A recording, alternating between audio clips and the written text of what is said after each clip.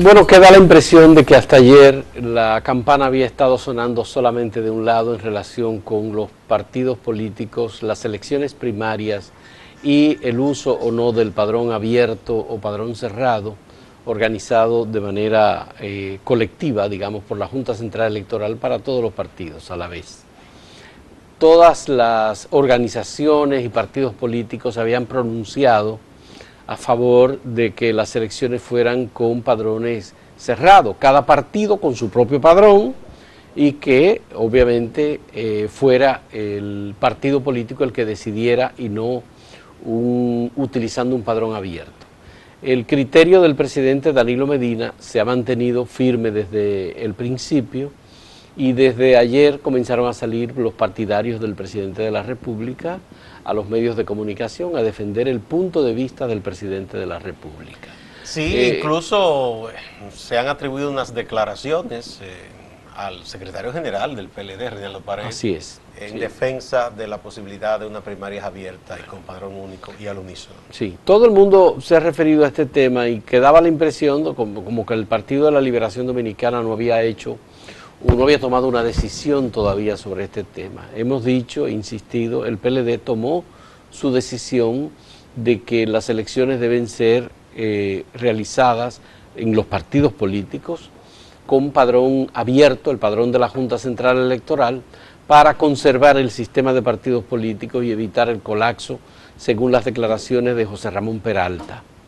Y el PLD aprobó que fuera con padrón abierto y simultánea, pero condicionó esa decisión a la consulta de un grupo de 5 juristas, y hasta ahora no se ha dicho quiénes son los juristas que van a hacer esa consulta. Sin embargo, ya hay algunos que han salido diciendo, como Francisco Domínguez Brito, el ministro de Medio Ambiente, dirigente del PLD, abogado, que no hay ninguna colisión entre la Constitución de la República y las elecciones interna de los partidos realizadas con el padrón abierto. Bueno, ¿y por qué sale Francisco Domínguez Brito y otros dirigentes y abogados PLDistas? Porque primero un primer grupo de abogados que se sabe que son personas cercanas al expresidente Fernández, ya se adelantó a decir a proponer un grupo o a 3 juristas para que opinaran, pero todo el mundo sabe cómo va a opinar esa tríada de abogados, bueno, entre ellos está Nanfi, que es un joven esos son leonelistas, abogado, profesor, sí, que es muy cercano a Leonel Fernández, él no ha ocultado eso. Entonces esa gente, ¿qué opinaría? Bueno, opinaría a favor de que las primarias sean cerradas. Entonces eso está mostrando, poniendo en evidencia cada día más la división que hay en el PLD, y ya no es algo que se pueda ocultar, entre el sector del presidente Fernández y el presidente Medina, y sobre este tema sobre todo se ha profundizado cada día más. Bueno, hay unas declaraciones de Espinal Báez, Nelson Espinal Báez, un mediador graduado en la Universidad de Harvard, vinculado al Partido Revolucionario Moderno, que ha dicho que todo el mundo debe estar consciente de que las discusiones sobre el padrón abierto y el padrón cerrado están vinculadas estrechamente a la elección interna del Partido de la Liberación Dominicana con mira a las elecciones del año 2020. Es decir, que el PLD tiene a todo el sistema político narigoneado, adherido, digamos, a una decisión que deberá ser interna del PLD, pero que al mismo tiempo se va a reflejar en el conjunto de los partidos políticos. Bueno, lo que pasa es que el PLD, sino por derecho, de hecho, es la fuerza política determinante, y hay quienes vayan más lejos y digan que es el único partido como tal en estos momentos, con mucho poder, ya un largo ejercicio de gobierno, dirigiendo una coalición muy fuerte. Y entonces lo que se haga ahí o se deje de hacer, como ocurría en su momento con el Partido Reformista o el PRD, de alguna manera permeaba al resto de la sociedad. Entonces es eso, porque si los demás partidos deciden tal o cual cosa, no tienen la posibilidad de hacer prevaler ese punto de vista o esa decisión en el Congreso, porque no tienen el número suficiente de legisladores. Sí. En el caso de PLD sí. Así es. En el caso de Luis Abinader, del Partido Revolucionario Moderno, ha dicho que la comisión bicameral ha debido continuar los trabajos para echar adelante la aprobación de la ley de partidos políticos. El presidente de esa comisión, Arístides Victoria Yet, senador de la provincia María Trinidad Sánchez, ha dicho que la comisión no ha dejado de trabajar. Obviamente ellos están esperando la decisión del Partido de la Liberación Dominicana, que es una decisión que dijimos se adoptó el pasado 16 de septiembre y se condicionó a que se haga una consulta con abogados. ¿Quién va a hacer la consulta? Se supone que va a ser Reinaldo Paredes, el presidente del PLD, el secretario general del PLD, es el que lleva las ejecutorias de las decisiones del comité político. Ese es su rol en este caso. No es el presidente del partido, que es Leonel Fernández, quien advirtió y es parte interesada. Él advirtió, fue Leonel el que dijo que esa decisión entraba en contradicción con la Constitución de la República y que al PLD le podría pasar que uno de los tribunales, ya sea el Tribunal Superior Electoral o el Tribunal Constitucional, declarara esta ley de partidos políticos aprobada con las primarias abiertas, la declarara inconstitucional. Entonces, obvio, el tema es que Leonel no ha salido públicamente sin argumentar su criterio, sino que lo ha hecho solo dentro del comité político del PLD. O a través de gente muy leal a él, tú sabes cómo piensa Franklin Almeida, de otras personas que han estado pronunciando. O la vicepresidenta de la República, que escribió un artículo sobre eso, que es su esposa. Sí. O también en los artículos que él escribe en Observatorio Global, que se publican los lunes en Listín y que después reproduce Vanguardia del Pueblo. Ahí él ha expuesto puntos de vista que de manera tangencial se refieren al asunto, no de manera frontal, hablando del Partido Azul, que todas estas cosas, ¿no? Sí. Y además en las redes sociales hay varias cuentas de grupos que apoyan el retorno del doctor Fernández al poder y que mantienen un debate intenso.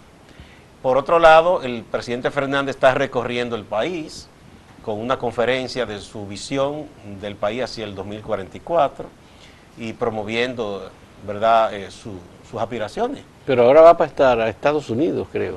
Sí, en New Jersey. Entonces ahí se están anunciando unas protestas de algunos grupos, entre ellos dominicanos que pertenecen al movimiento Marcha Verde. ¿Contra Leonel Fernández? Contra Leonel Fernández. Pero ya las protestas contra Leonel me parece que habían terminado. Ahora no, las protestas... él no ha estado saliendo a lugares fuera del ámbito del partido.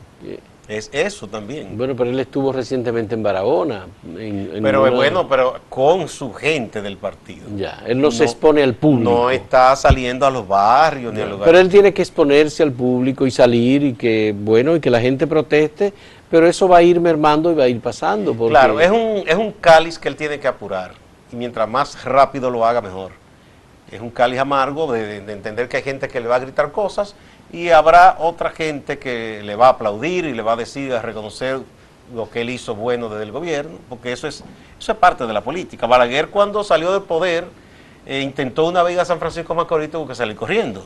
Sí, pero luego después fue aclamado en muchísimos lugares. Hipólito, en principio, la gente no quería saber de él y lo abucheaban. Después terminó reconciliándose con su base de apoyo. Así es, Hipólito camina por todos lados y donde quiera que llega la gente lo recibe, le da apoyo. Habrá uno que otro que no le guste, aplausos, pero eso es parte de la política, ¿no? Sí, pero Leonel Fernández no debe tener temor. Claro, aquí se hicieron juicios populares y hubo una condena contra Leonel Fernández. Pero todo eso en el escenario de lo imaginario y de un ejercicio democrático de la gente, pero no fue a más, ¿no? Ya. Entonces, en New Jersey se planea hacerle... Están anunciando protestas. Una protesta a Leonel Fernández. Sí. Pero Leonel Fernández ya va a cumplir casi 8 años. Fuera del poder, pero bueno, no sé, a veces en la política no es tan fácil que se olviden algunas cosas, buenas o malas. Bueno, recientemente Danilo fue a la Asamblea General de Naciones Unidas y tuvo que venir antes. Dijeron que era por el tema del huracán. Hay dos relatos. Uno dice oficial, que él vino porque quería encabezar toda la labor de prevención y ayuda a su pueblo por el huracán. Y el otro es que dice que él se precipitó a venir porque le tenían una protesta preparada y él no quería enfrentarse a eso. Así es. Bueno, vamos a hacer una pausa.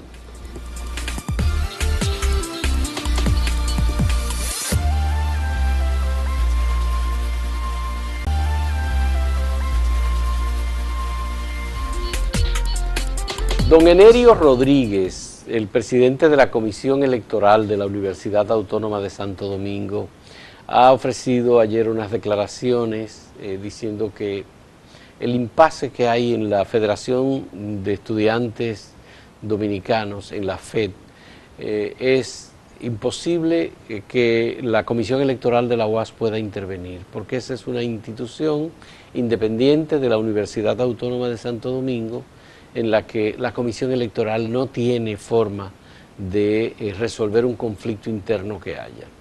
Jimmy Zapata, el presidente de la Federación de Estudiantes Dominicanos, está cumpliendo 3 meses de prisión preventiva por delitos relacionados con falsificación de documentos y estafa también a personas que querían viajar a Estados Unidos y utilizaron el consulado que aparentemente él tenía clandestino para este tipo de documentos. En la universidad no ha sido posible destituir al presidente de la FED y entonces el vicepresidente tampoco ha podido asumir las funciones porque los otros dirigentes de la federación respaldan al presidente en prisión. Esto, por supuesto, que genera muchas inquietudes y dudas sobre el movimiento estudiantil, los partidos políticos que antes estaban presentes en el movimiento estudiantil, la función de los estudiantes, dirigentes estudiantiles en la Universidad Autónoma, para qué es que participan allí, si es para defender la educación del pueblo, si es para defender los derechos de los estudiantes, cómo es que participan en el cogobierno universitario que existe desde la reforma universitaria, con el movimiento renovador y la presencia de una proporción de estudiantes en el consejo universitario y en todos los órganos de cogobierno que existen. ¿Para qué todo esto? Pensamos que la Universidad Autónoma de Santo Domingo, la principal universidad estatal de República Dominicana, porque existe uno que otro instituto que tiene apoyo también estatal, como el que existe en Cotuí, que es también estatal, debe someterse a una profunda reforma. Quizás debe haber una especie de segundo movimiento renovador. Así como ese primer movimiento renovador logró cosas importantes democratizando la universidad, ¿verdad? Haciéndola un poco más cercana a la sociedad. Luego ya eso dio unos frutos que ya ahora mismo se han tornado contraproducentes. Es una universidad excesivamente generosa, por no decirlo de otra manera, con personas ahí que se pasan la vida, no rinden académicamente, nunca le dan la baja.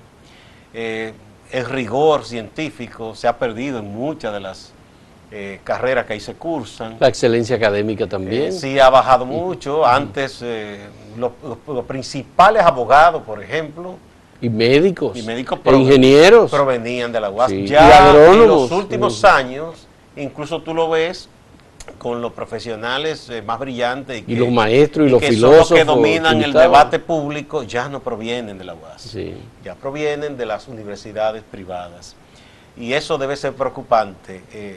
Se dice, bueno, la universidad más barata. Eso no es totalmente cierto, porque hay un subsidio muy fuerte estatal, o sea, que paga la ciudadanía, que pagamos los contribuyentes, y por eso el Estado, aunque existe esa ley de autonomía, debería buscar la forma de que esa universidad se reforme. Y la culpa en gran medida de todo eso la tienen los partidos que inciden en esa universidad y que son populistas 100%. Mira eso, ese joven, lo primero que debió hacer el PRM fue expulsar o por lo menos suspender a ese joven como dirigente. Entonces viene el conflicto porque quien le sigue atrás es un joven que pertenece a un grupo pro-PLDista o PLDista. Entonces no es posible que no exista ninguna instancia que pueda poner orden en la FED, porque entonces es una entidad que opera dentro de la UAS pero que es autónoma al mismo tiempo. Es algo realmente bochornoso. Y mientras tanto, por ese joven que tiene un problema judicial que no tiene nada que ver con la UAS, se suspende la docencia en varias ocasiones, protesta por todo, y así no puede ser, así no puede ser. Esa universidad debe ser revisada, las autoridades deben autocriticarse. Ahí quedan todavía muy buenos profesores. Tú mencionaste al doctor Enerio Rodríguez, sí, un filósofo reconocido, un intelectual. Muy intelectual, gran. Ahí está el profesor Albainet Ponce, ahí está Leonardo Díaz. Hay mucha gente todavía muy buena, pero que en general esa universidad está como en una dinámica que yo creo que a la gente más brillante no le permite hacer lo que quieren hacer en esa universidad. Además de que la universidad tiene una responsabilidad de apoyar y asesorar al Estado Dominicano en muchas áreas y de aportar los profesionales en las áreas que la sociedad dominicana va requiriendo. En la Universidad Autónoma de Santo Domingo, Gustavo, el tema de la reforma del currículum universitario ha quedado atrás. El tema de la incursión o la inclusión de nuevas carreras, por ejemplo, que va demandando la sociedad dominicana, igualmente ha sido inobservado. Hay poca atención al curso que lleva la humanidad y a la revolución tecnológica en general. Creo que hay lamentablemente que reconocer que las universidades privadas definitivamente le ganaron la batalla. En el ámbito de la extensión universitaria y de la investigación es muy poco lo que puede presentar la Universidad Autónoma de Santo Domingo. Incluso la universidad está reivindicando una ley que es la ley que le concede la autonomía universitaria, que la considera o la declara de algún modo independiente del régimen que existe para regular la educación superior en República Dominicana. No, así es. Entonces, obviamente, hay dos universidades que tienen leyes particulares para ellas solas. La Universidad Católica Madre y Maestra y la Universidad Autónoma de Santo Domingo, fuera de la supervisión del Ministerio de Educación Superior, Ciencia y Tecnología. Entonces, obviamente que estas cosas evidencian que hay serios problemas en materia de educación superior en nuestro país. Y por otro lado, cuando tú analizas lo que ocurre con el presupuesto universitario, cómo se invierte el presupuesto universitario, cómo se gasta ese dinero, cómo es la nómina de la Universidad Autónoma de Santo Domingo, tú te vas a encontrar con barbaridades extraordinarias que obviamente el gobierno incluso que registra el Estado Dominicano, porque hay muchísimas botellas, muchísimas cosas, y en esas elecciones se hacen campañas muy costosas, los partidos tienen la mano metida ahí, y ahí no... Y los negocios, sí, Gustavo, colaterales que hay ahí, eso el negocio de la fotocopia, de la venta de alimentos... No, pero eso son cositas. Estamos hablando cuando se hacen construcciones, ha habido escándalos ahí de construcciones, de un edificio de parqueo carísimo, muchísimas cosas, y eso, si fuera de ese ámbito, hay funcionarios que se benefician con las construcciones estatales, en la UAS no es una excepción.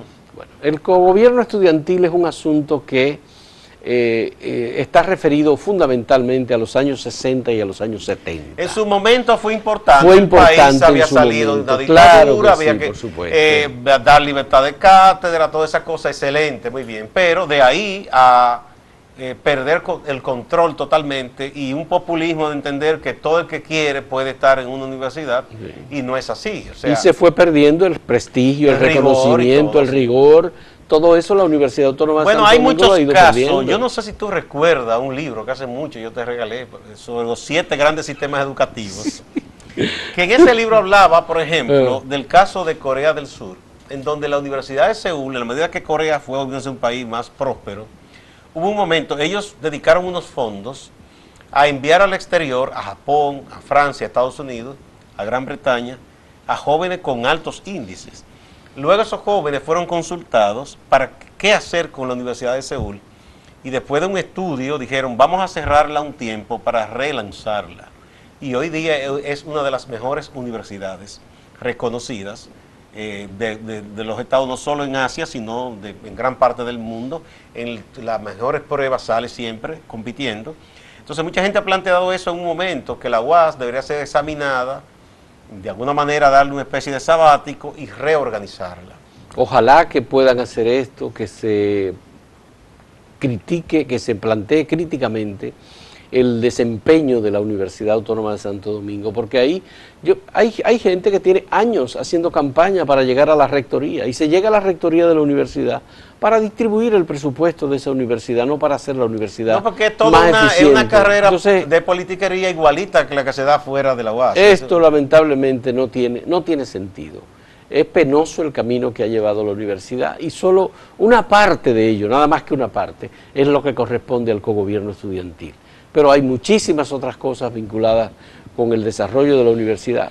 Nada más hay que pensar en el efecto que tiene cada movilización de estas que se hacen sin mucho sentido en la universidad, estudiantiles, que salen a tirar piedras, se enfrentan con los policías, se daña el tránsito vehicular en toda la ciudad, se trastorna la vida de todas esas zonas, de gente que no tiene que ver con esos problemas. Prácticamente de la ciudad entera. Entonces, obviamente, todo esto vinculado con la función de la universidad y su aporte a la sociedad por los recursos que recibe, hay que repensarlo seriamente, porque si no, la universidad va camino a la desaparición. Es muy lamentable esto.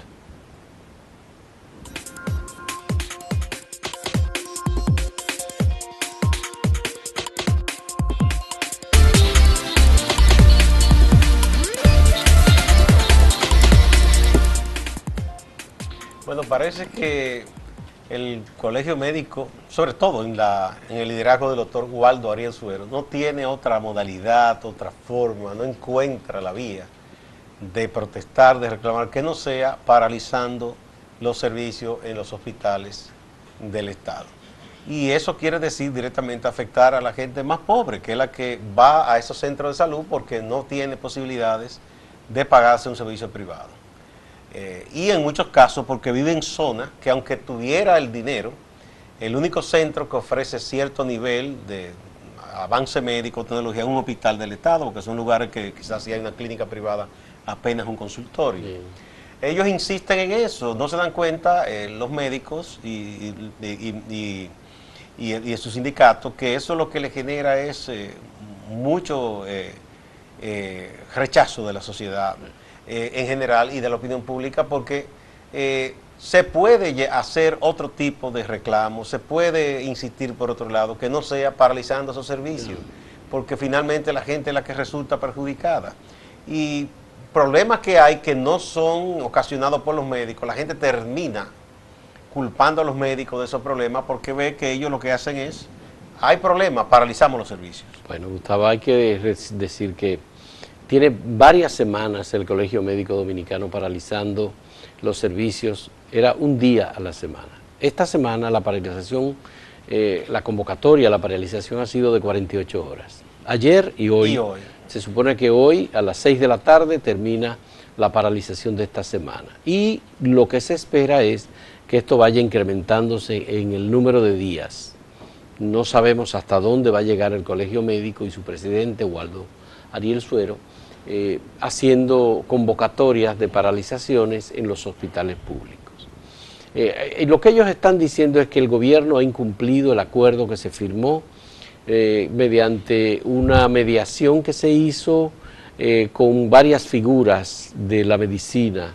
Entre ellos estaban como mediadores el doctor Julio Amado Castaños Guzmán, rector de UNIVI, presidente de la Plaza de la Salud. Estuvo en ese momento César Mella Mejía, un psiquiatra reconocido que había sido presidente del Colegio Médico Dominicano, hoy es director del Instituto Dominicano de Seguros Sociales. Ya no estuvo en la reunión que se hizo esta semana, pero sí estaba Jesús Castro Marte, el rector de la Universidad Católica Santo Domingo, y también estuvo el doctor José Joaquín Puello. Ellos, los tres mediadores, se reunieron, emitieron un documento ayer en donde dicen, bueno, hemos revisado el documento que se firmó entre el Colegio Médico Dominicano y el Estado Dominicano, representado por la doctora Altagracia Guzmán Marcelino, en nombre del Estado, y ahí se hicieron varios acuerdos. Entre esos acuerdos estaba el aumento para el salario de los médicos, el aumento escalonado a los médicos. La doctora Altagracia Guzmán Marcelino ha dicho, ese aumento se ha considerado, está en el presupuesto, ahora hubo un aumento más sustancioso al presupuesto del Colegio Médico, del Ministerio de Salud para el próximo año, y todo eso se ha considerado. El reclamo del Estado Dominicano era sobre el tema de los horarios. Ese fue del trabajo. ¿Cuántas horas trabaja un médico a la semana? Habían acordado que se iban a trabajar 32 horas a la semana. El común de la gente, por supuesto, trabaja 40 horas. Entonces, en este caso, lo que se acordó fue que se iban a trabajar, creo que 32 horas. Un mínimo de 32 horas a la semana. Lo que ha dicho la Comisión de Mediadores es que hay un tema relacionado con la interpretación del texto de los acuerdos y que el Colegio Médico Dominicano ha hecho una interpretación y que el Ministerio de Salud y la doctora Altagracia Guzmán han hecho otra interpretación. Por otro lado, está el caso de que en la descentralización que se ha aplicado, el Estado Dominicano decidió separar los hospitales públicos a través de la creación del Servicio Nacional de Salud. Eso está contemplado en la ley. Que exactamente es parte del proceso de reforma que se está dando. Entonces, obviamente, el Colegio Médico Dominicano la ha emprendido contra el director del Servicio Nacional de Salud, el señor Monegro, y incluso ha quemado hasta figuras del director del Servicio Nacional de Salud. De todos modos, es un caso muy lamentable porque el Colegio Médico no ha dado la oportunidad a que se auspicie, digamos, una interpretación o a que los mediadores puedan actuar. ¿Pero es que tan complicado ese acuerdo? Porque si se acuerdan cosas como en blanco y negro, en tal fecha, tal cosa, en tal fecha, yo no creo que es tan difícil que se entienda, claro, ¿no? De hecho, los médicos no son tan complicados como los abogados en los textos que redactan. Los abogados siempre hacen alusión a tal jurisprudencia, a tal texto, a tal código, y eso el común de la gente no es fácil que entienda a veces un documento de los abogados. Pero de los médicos no entiende que es más fácil entenderse, ¿no? Sí, no entiendo por qué la complicación. Ellos alegaban que era que no se comenzó a pagar una de las compensaciones salariales a tiempo, pero no sé dónde está la dificultad. Ya. El caso es que no es buena cosa que los médicos apelen siempre a la paralización de sus servicios, porque afecta a la gente que menos puede, y eso no es bueno. Con todo y que uno respeta, yo particularmente respeto mucho a los médicos, porque son quienes nos dan salud, y no, contrario a lo que se piensa, hay muchos médicos muy solidarios, que independientemente a veces que están en un hospital o clínica privada sin las condiciones, nunca le van a negar servicio de primera instancia a nadie porque no tenga dinero en la mano. Pero en estos casos, Gustavo, pero en este caso el gremio no lo hace bien. A quien se lo niegan es a los que van a los hospitales públicos. Sí, por la paralización general, claro. Eso es lo triste de eso. La paralización no se da en los centros privados, de ninguna manera. Eso es lo triste. No, ahí lo cancelan de inmediato. Yeah. Señores, muchas gracias, hasta mañana.